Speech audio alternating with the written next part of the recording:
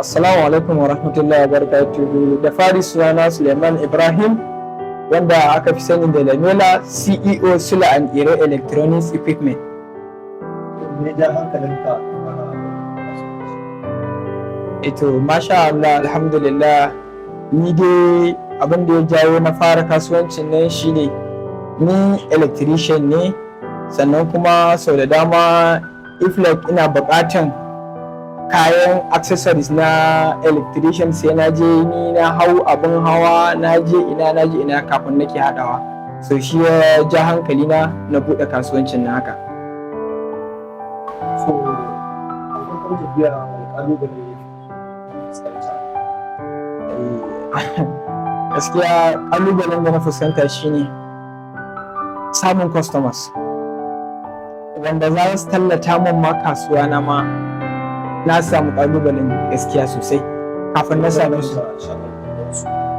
Abin da yawan manta shagona da wasu to ni dai barin faɗa ba, but amma dai customers dai wasu dai suna ce mu a'a gaskiya kayan shagona yana arha, alhamdulillah, shi yasa suke zuwa.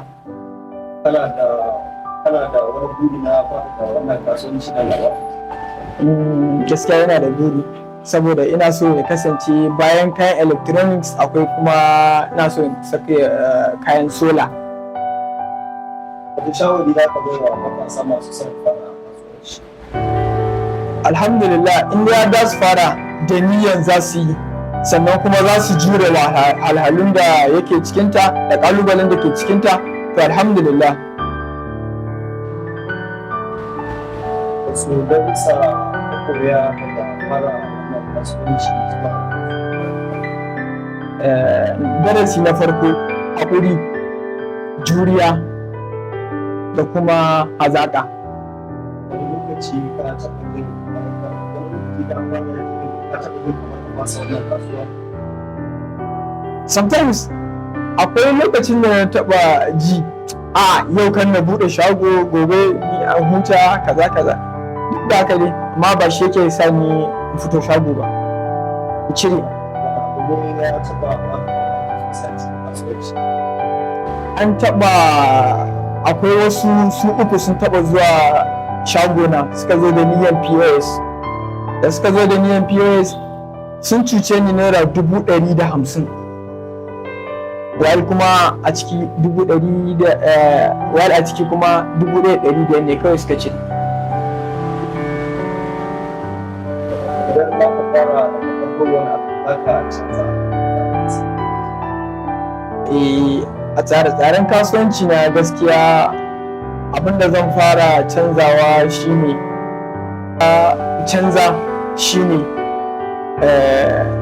an ce hannu ɗaya baya ɗaukan jinka. In dai hannu ɗaya baya ɗaukan jinka, dole sai mun haɗa kai da ƙarfe, kai da kai, mu taimaki juna. Sannan kuma idan aka ce yau ni nake da dama, so insha Allah don yi contacting ɗan uwana ko kuma na kusa da ni, mu haɗa kai mu tsira tare. Me ke baka ƙwarin gwiwa kullum in ka buɗe shago? Customers. Yau muna godiya kwarai da gaske wanda Allah ya sa wa kasuwa. Wani fata kake da shi ga wanda ka fara ta wannan kasuwa? Alhamdulillahi, Makaman Studio, na ji daɗin zuwanku, na yi alfahari da ku. Ubangiji Allah ya daɗa haɗa kanmu baki ɗaya da ma matasan cikin garin Bauchi ga baki ɗaya. Ubangiji Allah ya samu dace.